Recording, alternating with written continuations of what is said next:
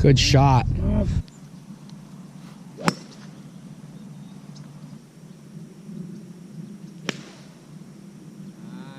All right, so a few years back, I was traveling down the West Coast when I realized I was near a famous course. For the heck of it, I went online to check if a last-minute tee time was available. And I don't recall if I could get on, but I remember doing a double take at the green fee, which was slightly more than my weekly salary. Looking back, I'm shocked at how shocked I was. I mean, what was I expecting? It cost me at least $80 to play at my local courses. It stands to reason I might need to borrow against my 401k to play a world-renowned course. $80 is about the average weekend rate for the 3 public golf courses closest to me, one of which is a city-run venue. That's just for the tee time. If I want to grab a hot dog and a Coke at the turn, or a couple of drinks after the round, add another $20. Forget hobby. At those prices, golf really is an addiction. I have a stable income with my family's business, and I'm good at it too. Recognized as one of the top 40 under 40 in my industry, my wife has a steady job as well. At first glance, we shouldn't have to think twice about our recreation budget. However, we own a home, have a car, and school payments, and are saving to start a family. Realities most young couples face. That we reside in Connecticut, one of the most expensive states for living in the country, doesn't help. In short, dropping $80 for 18 holes is a difficult decision for me. There are online tee time aggregators that offer discounts, and if you're looking to play a Twilight 9 or willing to travel to a course that's remote or run down, you can find some deals. But I've noticed the prime time slots, Friday afternoons, Saturday and Sunday mornings, are more expensive than going through the course. And that's just to get on the property. New balls, at minimum $20 a dozen. A good rangefinder is about $200. Tees, gloves, clothes, a bucket of balls at the range, lessons. I mean, these expenses add up quickly, especially against the $1,000 I've set aside to spend on golf for the season. Then there's equipment. On the surface, this isn't a barrier into the game. You can find a used set for not much money, but there is peer pressure to keep your clubs current, especially when someone in your group is suddenly outdriving you with the new $500 driver. The implication is clear and somewhat sinister. If you don't buy the latest gear, you're getting left behind, which is a bummer. Money, or lack thereof, shouldn't affect the scorecard, and it brings a deeper, more depressing question. Am I too poor to play golf? That's not self-pity.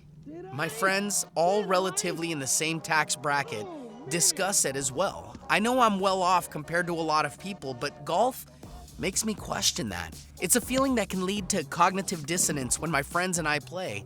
Instead of standing on the first tee ready for our round, we think, okay, well, let's hope this is worth it because there goes getting dinner and a movie. I mean, it's hard enough to hit the fairway as it is. Add that thought, and, well, no wonder my scores stink. Maybe I'd consider taking lessons if they weren't $120 an hour. When I hear about initiatives designed to grow the game, which typically include faster pace or ancillary-themed activities like Topgolf, they don't resonate with my friends and me. If we want to make golf more accessible, that conversation starts and ends with lowering the cost of entry. Many public courses have junior rates and programs that make the game affordable for kids, which is great. But once kids turn 18 years old, they're often out of luck.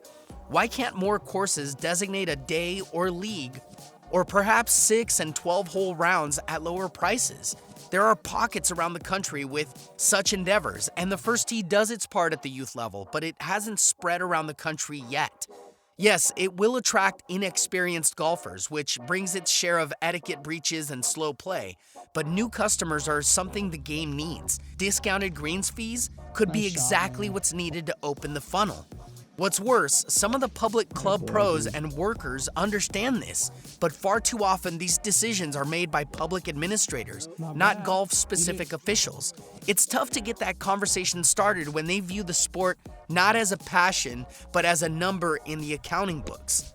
In Scotland, the home of golf, it really is the people's game. Residents can access some of the best courses in the world for $200 a year, and there are no cart fees, because only the disabled ride. Players aren't passed on the unnecessary maintenance costs. Scottish links depend on nature, not sprinkler systems for water, and if there's not much rain in a summer, well, the fairways will be rolling. last I checked, things are still going strong over there. Some of the tenets are being applied in the United States, but nowhere near the scale it needs to be successful. I believe in some quarters, golf is trying to become a more inclusive experience. It just needs to ensure the financial part is addressed as well. It's not just golf, other forms of entertainment. The price of an NFL ticket or a night out with my wife can be just as costly, if not more so, but those choices aren't as tough. A football game or city visit might be once or twice a year. I hope my golf doesn't become that infrequent. Despite the financial stress that comes with playing, I do love golf, and I can't wait to get back on the course.